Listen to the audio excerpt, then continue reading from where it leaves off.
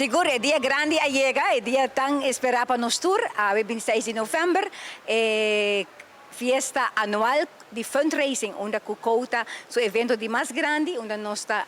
enfocando mais para se recaudar mais tanto para donar back na comunidade. E essa aqui é fundraising que está a ver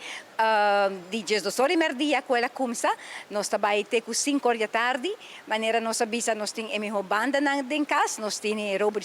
banda show, nós temos Infusion aqui rato, DJ 101 também está presente aqui na, e nós avisa ano sumamente exitoso, para sobre praticamente em 4, 5 lunas que nós começa pensando em que tema nós trabalhamos. Nós avisa, nós temos uma geração nova de Cota, onde nós temos Anki Cavrita, e chairperson de committee aqui na, e nós queda com o tema Diamond and Blink. Para que nós turlo por jeans, algo blink de caixa. E sem dúvida alguma, nós temos visa renaissance completamente blink a tarde, com prêmios também, nós temos agradecer todos os comerciantes a cooperar, não somente comerciantes, mas para cada pessoa que vem a tarde, a contribuir e também contribuir na nosso evento de donação, que está na luna de março, na onda é mais bonita. Nós estamos recaudando fundo para se ajuda, nós temos bonito projeto, Cota tem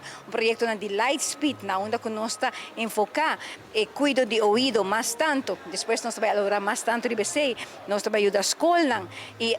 chamado também nós estamos agora aqui na organização, como ter algo, com se manda a petição na Cota e nós estamos evaluar e nós podemos ajudar também.